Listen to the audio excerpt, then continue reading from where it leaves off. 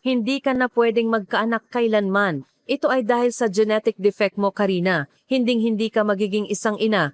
Ito ang mga salitang binitawan sa akin ng isang doktor sa Sweden noong ako ay 33 taong gulang. Ako ay isang Doctor of Genetics, nagtapos sa Stockholm Medical Academy at naglaan ng 10 taon sa pagsasaliksik sa code ng buhay. Ang matinding kabalintunaan. Kaya kong basahin ang mga gene ng iba, ngunit hindi ko kayang ayusin ang nakamamatay na depekto sa sarili kong katawan. Ang matris ko ay tumatanggi sa anumang implantation ng binhi. Dahil dito, iniwan ako ng dati kong asawa. Sinabi ng dati kong biyenan na dinungisan ko ang bloodline ng kanilang pamilya. Sa gitna ng aking kawalang pag-asa, tumakas ako papuntang Maynila. Sa hindi pamilyar na lungsod na iyon, akala ko'y nagwakas na ang buhay ko hanggang sa nagkaroon ng sunog, hanggang sa makilala ko ang bumberong sumugod sa nagliliyab na gusali, hanggang sa binitiwan niya ang isang pangungusap na nagpabago sa lahat. Ngayon, samahan ninyo akong pakinggan ang kuwentong ito tungkol sa tunay na kahulugan ng buhay. Nagtapos ako sa Stockholm Medical Academy at nakuha ang aking doctorate in genetics. Ngunit ang matinding pang-insulto ng tadhana ay hindi kayang lumikha ng buhay ng sarili kong katawan. Sinasaliksik ko ang buhay, subalit sa edad na 63, nalaman kong hindi pala kayang magdala ng anumang buhay ang sinapupunan ko. Iniwan ako ng dati kong asawang si Anders. Sinabi sa akin ng dati kong biyenan, ikaw ang nagdala ng genetic defect sa aming pamilya. Wala akong nasabi. Bilang isang geneticist, hindi ko maayos ang depekto sa sarili kong katawan. Labis akong nalulungkot. Ang ibang kababaihan ay likas na nagiging ina. Walang plano, walang paghahanda, at dumarating na lang ang buhay. Ngunit iba ako, anuman ang hilingin ko, anuman ang pagsisikap ko, hindi ito kayang gawin ng aking katawan. Nagpasya kong lisanin ang Sweden. Nakahanap ako ng internship sa isang laboratorio ng prestihiyosong universidad sa Maynila, Pilipinas. Oo, ito ay isang pagtakas. Nais kong takasan ang aking kabiguan, ang aking kawalang kakayahan, ang mismong pagkatao ko. Umakupa ako ng apartment sa 2 palapag sa Maynila. Araw-araw, nagpupunta ako sa laboratorio at nag-aanalisa ng gene sequences. Kaya kong saliksikin ang buhay ng iba, ngunit ang sarili kong buhay ay tila walang kabuluhan. Isang gabi, tuluyang nagbago ang buhay ko. Nagkaroon ng sunog sa inuupahan kong apartment building. Nagsimula ang apoy sa 2 palapag at mabilis na kumalat. Napuno ng usok ang pasilyo. Nagtatakbuhan palabas ang mga tao habang sumisigaw, ngunit nanatili ako sa aking kinauupuan. Wala na akong pakialam kung magwakas na rito, naisip ko. Wala namang kinabukasan ang buhay ko. Isang babaeng hindi pwedeng maging ina. Ano pa ang saysay ng buhay? Nang sandaling iyon may sumira sa pinto. Isang lalaking nakasuot ng uniforme ng Bombero BFP ang sumugod papasok. Si Miguel Migs Ramos. Binuhat niya ako at sinigawan, magising ka, kailangan mong mabuhay. Dinala niya ako palabas. Napuno ng sariwang hangin ang baga ko. Ngunit ang nakakagulat na sandali ay ang sumunod na pangyayari. Ibinalik ni Migs Ramos ang sarili sa gusali pagkatapos niya akong ibaba sa tabi ng ambulansiya. Pagkaraan ng ilang sandali, lumabas siya na may karga-kargang isang maliit na aso. Ito ay isang search and rescue na aso. Nakasulat sa tag nito ang pangalang Topper. Ngunit hindi gumagalaw si Topper. Agad na lumuhod si Migs, binuksan ang bibig ni Topper at sinimulan ang mouth-to-mouth resuscitation. 1, 2, 3, basang-basa ng pawis ang noo niya. Pinapanood namin ang eksenang iyon, humihinga ng malalim. Bilang isang Doctor of Genetics, hindi mabilang na CPR na ang nakita ko, ngunit ang sandaling iyon ay kakaiba. Ibinibigay ni Migs Ramos ang hininga niya para iligtas ang isang aso hindi tao, kundi aso. Isang rescue dog na maaaring inabandona ng tao. Sa wakas umubo si Topper at nagsimulang huminga. Nakahinga ng maluwag si Migs. Hinaplos niya si Topper at sinabing, "Magaling, Topper, kinaya mo." Nanginginig ang boses niya. Sa sandaling iyon may nag-iba sa dibdib ko. Para saan ako nabubuhay sa loob ng maraming taon? Palagi akong naniniwala na ang paglikha ng buhay ang may saysay. Inakala kong wala akong halaga dahil hindi ako makapag-anak, ngunit iba si Migs Ramos. Siya ay nagpapalakas ng loob at nagpoprotekta sa buhay na naroon na, sa buhay na malapit ng iwanan. Ang buhay pala ay hindi nililikha, kundi pinoprotektahan. Nang gabing iyon, sumailalim ako sa pagsusuri sa ospital. Kailangan kong manatili ng isang araw dahil sa sobrang usok na nalanghap ko. Nakahiga ako sa ward nang dumating si Migs Ramos. Kumusta ka? Ako si Miguel Ramos, rescuer mula sa BFP Maynila, magalang na bati niya. Tumango ako. Kumusta si Topper? Tanong ko. Ngumiti siya ng maliwanag. Ayos na ayos. Sabi ng vet, wala na siyang problema. Buti at naagapan, napanatag ako. Nakapagtataka, mas inalala ko ang buhay ng aso kaysa sa sarili ko. Bakit mo ginawa iyon? Aso lang si Topper, hindi tao, tanong ko. Nag-isip si Migs Ramos at sumagot, buhay din si Topper. Hindi pwedeng sukatin ang halaga ng buhay sa laki. Basta kaya kong iligtas, gagawin ko ang lahat. Trabaho ko ito.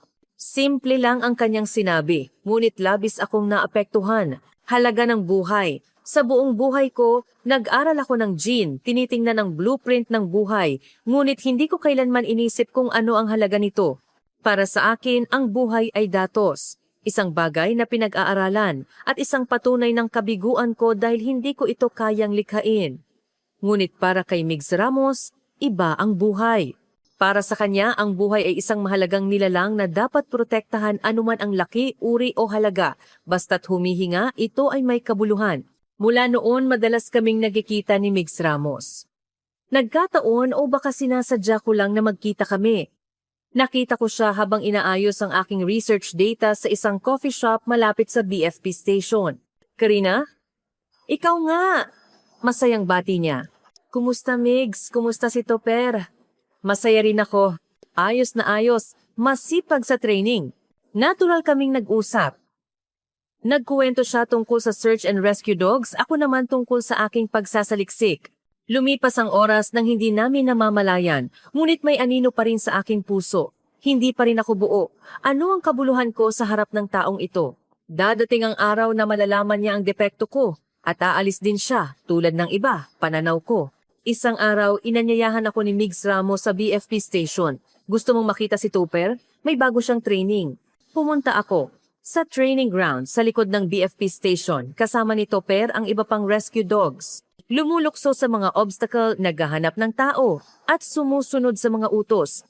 Ang galing, di ba? Ipinagmamalaki ni Migs. Si Topper ay dating askal, inabandona, pero ngayon, isa siyang bayani na nagliligtas ng tao. Pwedeng magbago ang buhay sa ganitong paraan. Tiningnan ko si Topper masayang tumatakbo. Bigla akong naisip, maaari din ba akong magbago? Mula sa isang inabandonang nilalang tungo sa isang may kabuluhan? Ngunit hindi nagtagal ang isipang iyon. Nang gabing iyon may tawag mula sa Sweden. Ang dati kong asawang si Anders. Karina, magpapakasal na ako ulit. Buntis ang bagong asawa ko. Ang hindi mo nagawa, nagawa niya. Naputol ang tawag. Nanlumo ako sa kinatatayuan ko. Parang guguho ang dibdib ko. Sa huli, wala akong kabuluhan. Isang hindi buong babae. Nang gabing iyon, tumayo ako sa isang tulay sa Ilog Pasig. Dumadaloy sa ilalim ang itim na tubig, ang lamig ng hangin. Mas madali kaya kung magtatapos na lang dito? Naisip ko. Nang sandaling iyon may humawak sa balikat ko. Karina? Si Migs Ramos? Hinihingal siya sa harap ko. Anong ginagawa mo rito? Mag-isa, hating gabi na. Hindi ako nakapagsalita, nakayuko lang. Tiningnan ni Migs ang ekspresyon ko at dahan-dahang nagtanong, anong nangyayari? Kinagat ko ang labi ko. Ayaw kong magsalita, ngunit sa huli, sumambulat ito. Wala akong silbi. Nanginginig ang boses ko. Ako ay may doctorate, nagpakadalubhasa sa genetics, nag-aral ng buhay, ngunit hindi kayang lumikha ng buhay ng sarili kong katawan. Hindi ako mabubuntis, hindi magkakaroon ng implantation. Isa itong genetic defect. Tahimik na nakinig si Migs Ramos. Tumawag si Anders ngayon, magpapakasal daw ulit. Buntis ang bago niyang asawa. Ang hindi ko nagawa, nagawa ng ibang babae. Sa huli, isa akong walang kuwentang nilalang. Tumulo ang luha ko. Tinakpan ko ang mukha ko ng kamay. Ang ibang babae, madaling maging ina. Walang plano, walang paghahanda, natural na nagdadala ng buhay. Ngunit ako, kahit gaano ko kagusto, kahit gaano ako kasikap, hindi ko pwedeng gawin. Bigong-bigo ako bilang babae. Bilang tao. Matagal na nanahimik si Migs Ramos. Pagkatapos, dahan-dahan siyang nagsalita. Karina, ang halaga ng buhay ay hindi ganyan. Mahinahon ang boses niya. Ang pagkakaroon ng anak ay hindi ang tanging kabuluhan ng buhay. Mahalaga ang buhay na nilikha, ngunit mahalaga rin ang buhay na pinoprotektahan. O baka, mas mahalaga pa ang pagprotekta. Anong ibig mong sabihin? Tinaas ko ang ulo ko. Araw-araw, pumupunta ako sa mga scene, aksidente, sunog, gumuho. Nagliligtas ako ng buhay doon. Hindi lumilikha ng bago, kundi nagpoprotekta sa buhay na naroon na. Iyon ang trabaho ko. At ang trabaho kong ito ay kasing halaga ng pagkakaroon ng anak. Pinag-isipan kong mabuti ang sinabi niya. Karina, ikaw ay isang Doctor of Genetics. Alam mo ba kung gaano karaming buhay ang matutulungan mo sa kaalamang iyan? Gamutan ng sakit, pag-iwas sa genetic diseases, pagpapabuti ng buhay ng tao? Napakagandang bagay niyan. Ngunit hindi pa rin ako makapagsalita. Karina, sabi niya ng may pagmamahal, ikaw ay sapat na. Ang hindi mo pagkaanak ay hindi pwedeng maging batayan ng halaga mo. Nang gabing iyon, hinatid ako ni Migs Ramos sa bahay. Sinabi niya na hindi niya ako pwedeng iwanang mag-isa, kaya natulog siya sa sofa sa sala hanggang umaga. Sa kwarto ko, nag-isip ako, bakit ganito siya kabait sa akin? Sa isang tulad ko? Kinabukasan, nagsimula akong magbago ng dahan-dahan. Sa mungkahi ni Migs Ramos, nagpa siya akong gamitin ang kaalaman ko sa pangangalaga ng kalusugan ng mga search and rescue dogs. Madalas silang ipinapadala sa mga mapanganib na lugar, kaya napakahalaga ng kanilang kalusugan. Nagsimula akong magsagawa ng genetic testing sa mga rescue dogs, anong sakit ang madaling makuha, anong training ang angkop, paano ayusin ang kanilang dieta. Inialay ko ang lahat ng kaalaman ko. Si Topper ang una kong pasyente, hindi una kong kasosyo. Topper, may check-up tayo ngayon ha?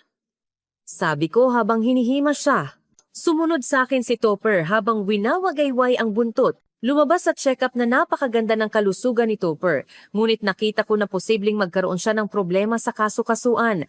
Migs, kailangan ni Topper ng joint strengthening exercises mula ngayon. Kung aayusin, magiging malusog siya, kahit tumanda na. Talaga? Salamat Karina. Labis ang tuwa ni Migs Ramos. Nakita ko siyang masaya at nakaramdam ako ng pagmamalaki. May kabuluhan din pala ito. Kahit hindi ako makalikha ng buhay, kaya ko namang magprotekta ng buhay. Ngunit hindi nagtagal ang kaligayahan. Isang araw, nakatanggap ako ng mail mula sa Sweden galing sa dati kong biyenan.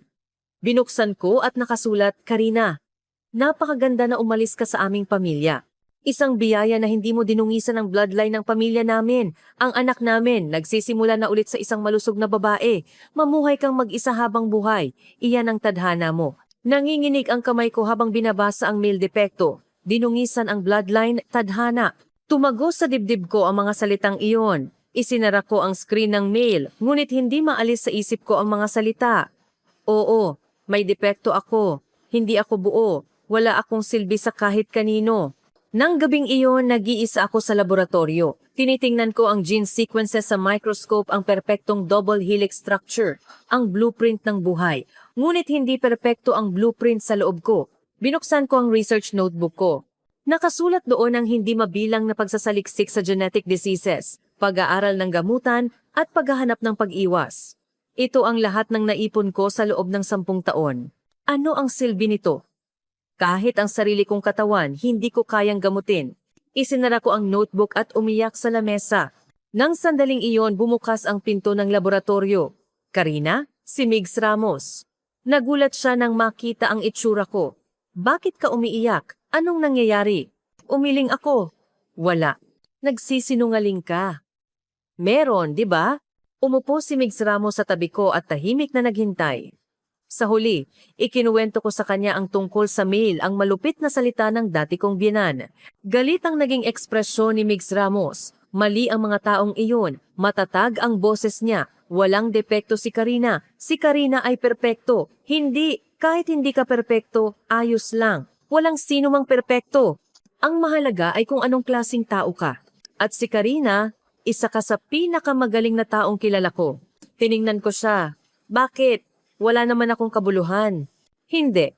Iniligtas mo si Topper, Karina. Hindi lang si Topper. Lahat ng rescue dogs ay naging malusog dahil sa iyo. At isipin mo, ang hindi mabilang na buhay na ililigtas ng mga rescue dogs na iyon, hindi ito magagawa kung wala ka.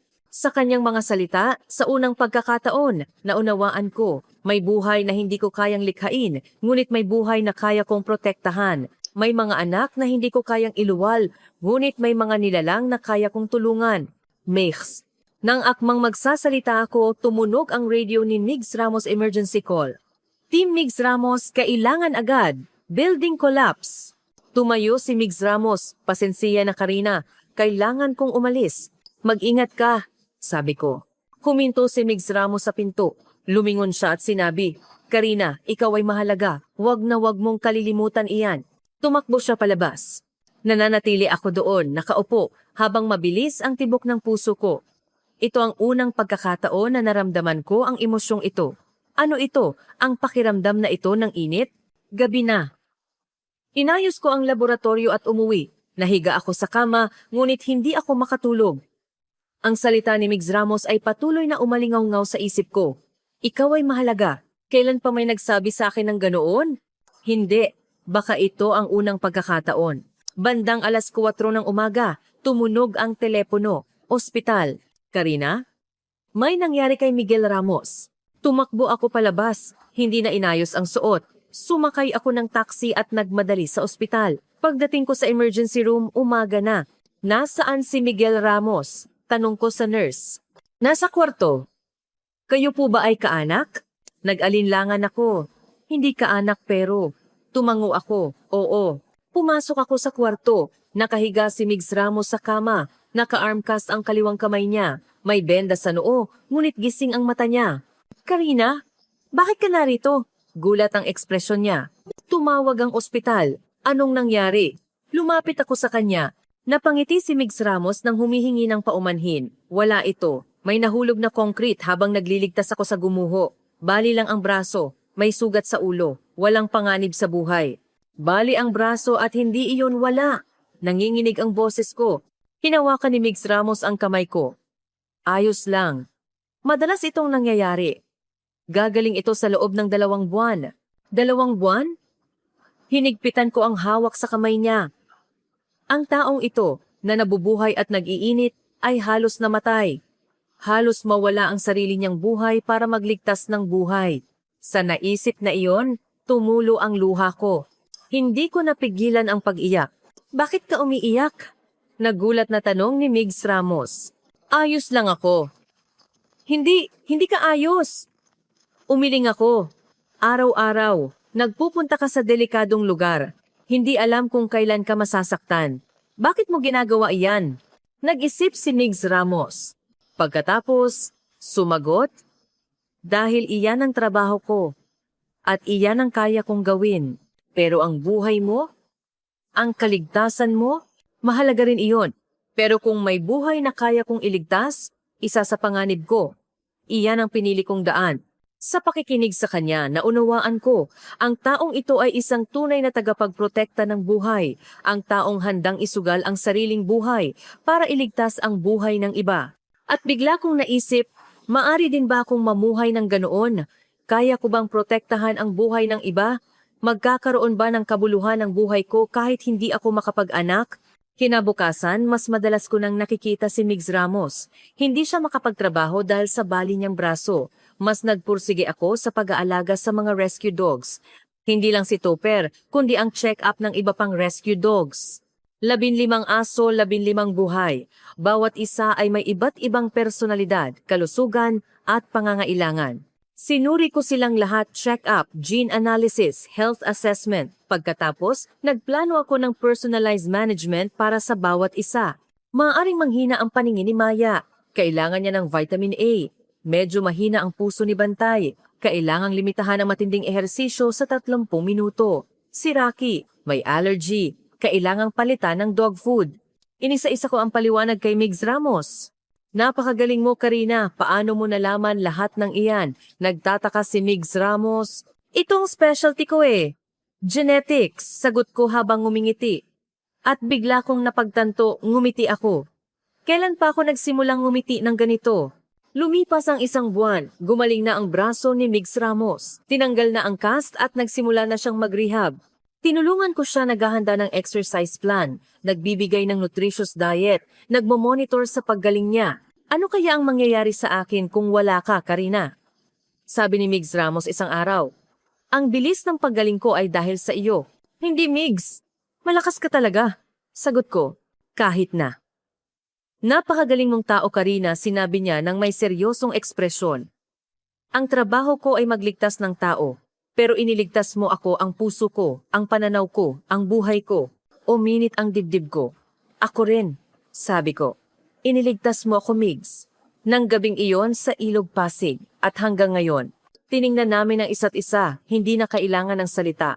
Nagkakaintindihan na kami. Nang sandaling iyon, may emergency call mula sa BFP station. Malaking sunog sa kagubatan.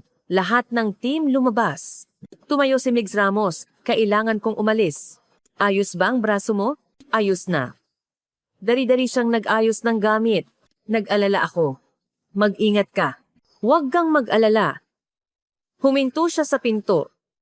Lumingon siya at sinabing, Karina, pagbalik ko, may sasabihin ako sa iyo.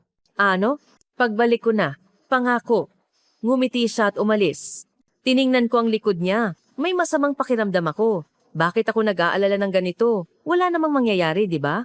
Kinagabihan, ipinabalita sa balita ang tungkol sa sunog. Malaking sunog sa mga kagubatan ng Rizal. Maraming bumbero ang ipinadala, kasama ang mga search and rescue dogs. Hindi ako umalis sa harap ng TV. Nakikita ko ang pulang apoy na bumabalot sa bundok, ang mga bumberong nagtatakbuhan. Si Migs ay naroon, si Topper ay naroon. Gabi na, at hindi ako makatulog. Patuloy akong nanonood ng balita. Lumalaki ang apoy. Napakalakas ng hangin. Hirap kontrolin. Bandang 2:00 ng umaga, lumabas ang breaking news. Isang bumbero at isang rescue dog nawawala sa lugar ng sunog. Para akong pinigilan ang hininga. Tinawagan ko si Migs Ramos, hindi sumasagot. Tinawagan ko ulit, hindi pa rin. Tinawagan ko ang BFP station. Kumusta si Team Migs Ramos? Pasensiya na, kasalukuyang kinukumpirma pa. Naputol ang tawag. Nagbihis ako at lumabas. Sumakay ng taxi at nagmadali papuntang Rizal. Pagdating ko sa lugar ng sunog, pagkaraan ng 3 oras, namumula pa rin ang kalangitan. Hinanap ko ang command post. Ako ang kakilala ni Team Migs Ramos. Anong nangyayari? Seryoso ang ekspresyon ng komandante. Si Team Migs at si Topper ay naghanap ng hiker na trap sa bundok. Ngunit biglang nagbago ang ihip ng hangin at natrap sila sa apoy. Pupunta na ang rescue team. Buhay pa ba sila? Nanginginig ang boses ko. Hindi namin alam. Naputol ang radio. Halos matumba ako. Hindi! Migs! Kailangan! Si Topper din! Pagkaraan ng 3 oras, sumikat ang araw. Dahan-dahang nakontrol ang apoy. Sa wakas, may balita mula sa radio. Nakita ang 3 survivor Migs Ramos, rescue dog na si Topper, at isang hiker. Nakahinga ako ng maluwag. Kumusta ang kalagayan nila? May malay. Malala ang usok na nalanghap, ngunit wala sa panganib ang buhay. Pagkaraan ng 1 oras, binuhat palabas si Migs Ramos. Maitim ang mukha niya sa usok, punit-punit ang uniforme, ngunit buhay siya. Kasama niyang lumabas si Topper, pilay ang lakad, ngunit winawagayway pa rin ang buntot. Tumakbo ako. Migs! Ngumiti si Migs Ramos nang makita ako. Karina, bakit ka nandito? Siyempre, pupunta ako! Nag-alala ako! Hinawakan ko ang kamay niya. Malamig ang kamay niya, ngunit malakas. Hindi mo ba sinabing may sasabihin ka? Ngumiti si Migs Ramos. Oo, may sasabihin ako. Ngayon na sabihin mo. Sabik kong sabi. Tiningnan ako ni Migs Ramos sa mata. Karina, mahal kita. Nanginginig ang boses niya. Hindi mahalaga sa akin kung makapag-anak ka o hindi. Ang mahalaga sa akin ay si Karina ang puso mo. Gusto kong makasama ka habang buhay, protektahan ang buhay at protektahan ang isa't isa. Tumulo ang luha ko. Ako rin. Mahal din kita, Migs. Sa unang pagkakataon, binigkas ko ang pag-ibig. Sa unang pagkakataon, naramdaman kong buo ako. Kahit hindi ako makapag-anak, buo ako. Kahit hindi ako makalikha ng buhay, kaya ko namang magprotekta ng buhay. Ito ay sapat na. 5 araw na nasa ospital si Migs Ramos. Araw-araw akong pumupunta bago magtrabaho, pagkatapos magtrabaho, at buong araw sa weekend. Kasama ko rin si Topper. Matapos gamutin sa animal hospital, pinayagan siyang pumasok sa kwarto ni Migs Ramos. Nakahiga si Topper sa tabi ng kama ni Migs Ramos. Dahan-dahang winawagayway ang buntot, binabantayan siya. Topper, ikaw yata ang tunay na bayani, sabi ni Migs Ramos habang hinahaplo si Topper. Dahil din kay Topper kaya natagpuan ng hiker ngayon. Hindi sumuko sa apoy, hinabol ang amoy. Tiningnan ko si Topper. Isang maliit na aso, inabandona. Ngunit ngayon, isa siyang bayani na nagliligtas ng tao. Pwedeng magbago ang buhay sa ganitong paraan mula sa isang inabandonang nilalang tungo sa isang kailangan. Ganoon din ako. Ang taong inakala nilang walang silbi, ngayon ay isang taong kailangan ng iba. Pagkaraan ng 5 araw, lumabas na si Migs Ramos sa ospital. Magkasama kaming pumunta sa BFP station. Sinalubong kami ng mga kasamahan niya. Ang galing mo, Migs! Ang ace namin! Nandoon si Topper at lahat ay masaya. Tumawa rin ako. Gusto ko ang lugar na ito, ang lugar kung saan nagtitipon ang mga tagapagprotekta ng buhay, ang mga taong nagmamalasakitan at nagpoprotektahan sa isa't isa. Tinawag ako ng BFP Chief. Karina, pwede ba tayong mag-usap? Opo, Chief. Pumasok ako sa opisina niya. Seryoso ang ekspresyon ng Chief. Karina, may mungkahi ako. Interesado ka bang maging isang researcher ng search and rescue dogs dito sa BFP? Permanent position? Nagulat ako. Talaga po? Oo. Alam mo ba kung gaano kalaki ang naitulong mo sa kalusugan ng mga rescue dogs namin? Tumataas din ang success rate ng rescue namin. Kailangan ka namin. Nag-isip ako. Permanent position. Ibig sabihin, magpapatuloy ako sa Pilipinas. Mananatili rito. Hindi na babalik sa Sweden. Pwede po ba akong bigyan ng oras para mag-isip? Siyempre. Pag-isipan mong mabuti. Paglabas ko, naghihintay si Migs Ramos. Anong pinag-usapan ninyo? Inalok ako ni Chief ng permanent position bilang researcher. Nagliwanag ang mata ni Migs Ramos. Talaga? Dapat tanggapin mo iyan. Pero ibig sabihin, mananatili ako sa Pilipinas. Anong problema doon? Tanong ni Migs Ramos. Tiningnan ko siya. Ako ay taga-Sweden. Ang passport ko ay Swedish. Hindi ito ang bansa ko. Hinawakan ni Migs Ramos ang kamay ko. Karina, hindi mahalaga ang bansa. Ang mahalaga, kung nasaan ka masaya, kung nasaan ka nakakakita ng kabuluhan. Tama siya. Sa Sweden, hindi ako masaya. Isa akong bigo. Isang inabandona. Ngunit sa Pilipinas, iba ako. Ako ay kailangan. Ako ay minamahal. Bigyan mo ako ng ilang araw para mag-isip, sabi ko. Nang gabing iyon, nag-iisa ako, nag-aalala sa kama habang nakatingin sa kisame. Lumabas ang mga alaala ng Sweden, ang kalye ng Stockholm kasama ang magulang ko noong bata pa ako. Ang araw na una kong pinag-aralan ng genetics sa universidad. Ang sandali na nakuha ko ang doctorate. Ang araw ng kasal. At ang araw na natanggap ko ang divorce notice, tapos na ang lahat. Magandang alaala man o masakit, tapos na. Ngayon, may bago akong present.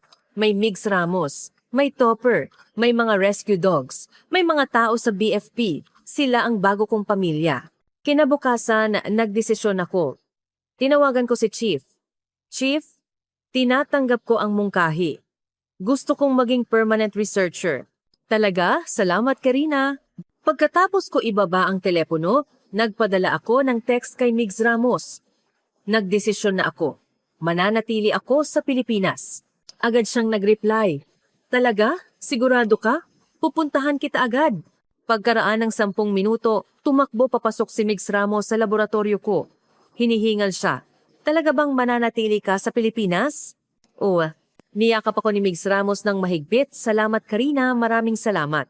Niyakap ko rin siya. Ang init. Ngunit ng gabing iyon, may hindi inaasahang nangyari. May tawag mula sa Sweden. Ang dati kong asawang si Anders. Karina, ako ito. Bakit ka tumawag? Malamig ang boses ko. Pasensiya na. Talagang pasensiya na, nanginginig ang boses niya. Anong pasensiya na? Lahat ng iyon ay kasinungalingan. Ang pagpapakasal ulit, ang pagbubuntis. Lahat ay kasinungalingan. Nanigas ako.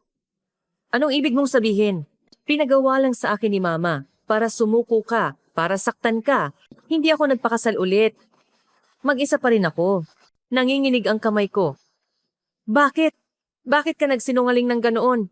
Sabi ni Mama, kahihiyan ka sa pamilya. Sabi niya, kalimutan na ang babaeng baog, kaya pinagawa niya sa akin iyon. Karina, mahal pa rin kita. Ibinaba ko ang telepono. Nanginginig ang buong katawan ko. Galit, pagkakanulo, kasinungalingan. Lahat ng sakit ay dahil sa kasinungalingan. Nanlumo ako sa kama. Tumulo ang luha ko. Pero sa pagkakataong ito, hindi luha ng kalungkutan, kundi ng galit. Tumunog ulit ang telepono. Si Anders. Hindi ko sinagot. Patuloy siyang tumatawag. Pinatay ko ang telepono. Pagkaraan ng halos 1 oras, may kumatok. Karina? Ako ito, Migs. Binuksan ko ang pinto. Nakatayo si Migs Ramos, nag-aalala ang ekspresyon. Hindi kita makontak, nag-alala ako. Ikinuwento ko sa kanya ang lahat, ang tawag ni Anders, ang kasinungalingan, ang lahat. Galit ang naging ekspresyon ni Migs Ramos. Ang sama-sama talaga ng mga taong iyon. Gaano ako nagdusa dahil sa kasinungalingang iyon? Nanginginig ang boses ko. Dahil sa salitang iyon, tumayo ako sa ilog Pasig at gusto ko nang mamatay. Talaga. Niyakap ako ni Migs Ramos. Karina, ayos ka na ngayon. Wala na ang mga taong iyon sa buhay mo. Nandito ka, kasama ako. Pero hindi, ikaw ang biktima. Hindi mo kasalanan, kasalanan nila. Hinawakan niya ang mukha ko. Tumingin siya sa mata ko at sinabi, Karina, huwag kang magpapasakit dahil sa kanila. Sila ang mga taong hindi nakakaunawa sa halaga mo. Ngunit alam ko kung gaano ka kagaling, gaano ka kamahalaga. Tiningnan ko siya, puno ng katapatan ang mata niya. Karina, magpakasal tayo. Para akong pinigilan ng hininga. Ano? Magpakasal tayo. Maging asawa kita. Magkasama tayong mamuhay habang buhay. Magprotekta ng buhay at magprotekta sa isa't isa. Hindi ako makapagsalita. Hindi ako makapag-anak. Hindi tayo makakabuo ng pamilya. Hindi. Tayo ang pamilya. Ikaw at ako at si Topper. Tayo ang pamilya. Mahigpit na hinawakan ni Migs Ramos ang kamay ko. Ang pagkakaroon ng anak ay hindi ang tanging anyo ng pamilya. Ang pagmamahalan, pagprotekta sa isa't isa, at pagsasama iyon ng pamilya. Kaya nating gawin iyan. Tumulo ang luha ko. Sa pagkakataong ito, luha ng kaligayahan. Oo. Gusto kong magpakasal, sabi ko. Ngumiti si Migs Ramos. Ngumiti rin ako. Niyakap namin ang isa't isa ng mahigpit. Matagal. Nang gabing iyon, nagdesisyon ako ulit. Kinabukasan pumunta ako sa Swedish Embassy o sa Bureau of Immigration. Inilabas ko ang Swedish passport ko. Nandito ako para mag-apply ng renunciation of citizenship. Nagulat ang officer. Sigurado po ba kayo? Kapag tinalikuran ninyo, mahirap na ibalik. Opo. Sigurado ako. Gusto ko nang maging Pilipino. Matatag kong sinabi. Pinirmahan ko ang mga dokumento. Kinuha ko ang passport ko at lumabas. Naghihintay si Migs Ramos sa labas. Ayos na? Inilabas ko ang passport ko at dahan-dahan kong pinunit sa gitna. Napunit ang litrato ko. Napunit ang nakaraan ko. Malaya na ako, sabi ko. Malaya mula sa nakaraan, mula sa sakit, mula sa lahat. Niyakap ako ni Migs Ramos. Ngayon, bagong simula na. Oo, bagong simula. Naglakad kaming magkasama sa kalsada ng Maynila. Ang bago kong bayan, kasama rin si Topper. Winawagayway ang buntot niya sa harap namin. Kami ay pamilya. Isang pamilya na hindi binuo ng gene, kundi ng pagpili. At ito ay sapat na. Lumipas ang 6 na buwan. Opisyal na akong Search and Rescue Canine Researcher sa BFP Maynila. Binigyan ako ng Special Working Visa at Permanent Residency ng gobyerno ng Pilipinas.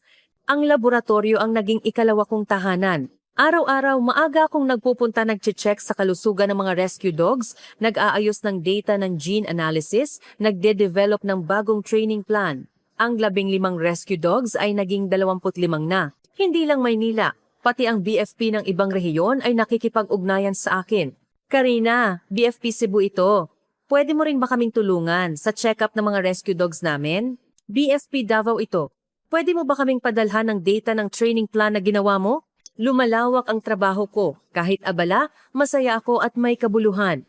Napakasal kami ni Migs Ramos 4 na buwan nang nakalipas. Simpleng kasalan lang. Mga kasamahan lang namin sa BFP at mga tao sa laboratorio ang inanyayahan. Walang dumating mula sa Sweden, ngunit ayos lang. May Migs Ramos ako at si Topper sa tabi ko. Nakasuot ng maliit na tuxedo si Topper. Dinala niya ang wedding ring namin. Tumawa ang lahat ng bisita. Pwedeng maghalikan na ang mag-asawa. Sabi ng host. Niyakap ako ni Migs Ramos at hinalikan. Iyon ang pinakamasayang sandali sa buhay ko. Ang bagong bahay namin ay isang maliit na apartment malapit sa BFP Station, 2 kwarto, 1 sala. 1 kwarto para sa amin. at isang kwarto para kay Topper. Bibigyan ba talaga natin ng sariling kwarto si Topper? Tanong ko habang tumatawa. Oo naman, pamilya din si Topper. Seryosong sagot ni Migs Ramos. Nang makita ni Topper ang sarili niyang kwarto, tumakbo siya sa tuwa. Natawa kaming dalawa sa pagmamasid sa kanya. Ang aming routine ay madalas. Pagkagising sa umaga, naghahanda ng almusal si Migs Ramos. Magaling siyang magluto, fried egg, toast, salad, simple pero masarap. Karina, kain na. Salamat asawa ko. Kahit bago pa sa akin ang salitang asawa ko, ang sarap pakinggan. Sabay kaming kumain at sabay kaming pumapasok. Magkatabi lang ang BFP station. Ako sa laboratorio, siya sa rescue team. Mag-iingat ka, Migs. Tawagan mo ako pag may delikado. Huwag kang mag-alala. Mahal kita. Mahal din kita. Ito ang usapan namin araw-araw. Pero bago pa rin sa pakiramdam, isang araw may special guest sa laboratorio, isang buntis, malaki na ang tiyan. Kasama ang asawa niya. Karina, kami ang mag-asawa. Kumusta? Anong maipaglilingkod ko? Magalang kong tanong. May panganib ng genetic disorder ang baby namin. Nabalitaan namin na geneticist ka, kaya gusto naming magtanong. Pinaupo ko sila at pinakinggan ang kwento nila. May posibilidad na rare genetic disease ang diagnose sa fetus. Punong-puno ng pag-aalala ang mag-asawa. Magiging maayos ba ang baby namin? Tanong ng asawa habang umiiyak. Tiningnan ko ang gene test results nila at inanalisa. Pagkaraan ng halos 1 oras, ipinaliwanag ko ang resulta. Buti na lang hindi ito malala. Kapag ginamot pagkapanganak, pwede siyang lumaking malusog. Tutulungan ko kayo sa treatment plan. Nakahinga ng maluwag ang mag-asawa. Maraming salamat po, Karina. Walang anuman. Trabaho ko ito. Nang umalis sila, tumingin ako sa bintana. Kahit hindi ako makapag-anak, kaya ko namang tulungan ng baby na malapit ng ipanganak. Kahit hindi ako makapag-ina, kaya ko namang tulungan ang mga nanay. Mainit ang pakiramdam na ito. Pagkaraan ng ilang buwan, nag-contact sa akin ang mag-asawa. Ipinanganak na ang baby ng malusog. Maayos din ang treatment. Maraming salamat po. Nagpadala ako ng congratulations card kasama ang isang maliit na regalo damit ng baby. Kahit hindi ko siya masusuotan, kaya ko namang basbasan ang anak ng iba. Ito ay sapat na. Isang weekend, naglakad-lakad kami ni Migs Ramos sa Roxas Boulevard. Naglalakad kami sa baybayin, kasama si Topper. Masayang tumatakbo si Topper. Karina, naaalala mo pa ba noong 1 taon? Tanong ni Migs Ramos. Naaalala ko. Ang araw na gusto ko nang sumuko sa Ilog Pasig. Kung hindi kita nakita noon, ano kaya ang nangyari? Maaaring patay na ako o bumalik sa Sweden at nabuhay na walang kaligayahan habang buhay. Hinawakan ni Migs Ramos ang kamay ko. Pero masaya ka ngayon, di ba? Oo, masaya talaga ako. Sinabi ko ng buong puso. Hindi ko alam na ganito pala ang kaligayahan ang maglakad kasama ang isang tao, maghawak kamay, matulog sa iisang bahay, kumain ng magkasama sa umaga. Lahat ng ito ay kaligayahan. Masaya rin ako dahil nakilala kita, Karina, sabi ni Migs Ramos. Dati, ang iniisip ko lang ay trabaho magligtas ng tao, magprotekta ng buhay. Iyon lang, pero iba na ngayon. Pag-uwi ko, nandoon ka. Hindi mo alam kung gaano kaganda iyon. Umupo kami sa bench. Nakahiga si Topper sa paanan namin. Migs, hindi ka ba nagsisisi? Tanong ko. Saan? Na hindi ako makapag-anak. Gusto rin ng magulang mo ng apo, di ba? Umiling si Migs Ramos. Hindi ako nagsisisi. Kahit kaunti, naiintindihan din ng magulang ko. Sabi nila, basta masaya tayo. Talaga? Oo. At Karina, hindi lang kailangan ng pamilya ng anak. Tayong dalawa at si Topper. Tayo ang pamilya. Isang perpektong pamilya. Tumulo ang luha ko. Pero hindi luha ng kalungkutan. Salamat. Maraming salamat. Ako ang dapat magpasalamat. Niyakap namin ang isa't isa. Nang sandaling iyon, tumahol si Topper. Tiningnan namin siya. Winawagayway ni Topper ang buntot niya at nakatingin sa amin. Topper, salamat. Hinaplos ko si Topper. Kung wala ka, wala ako rito.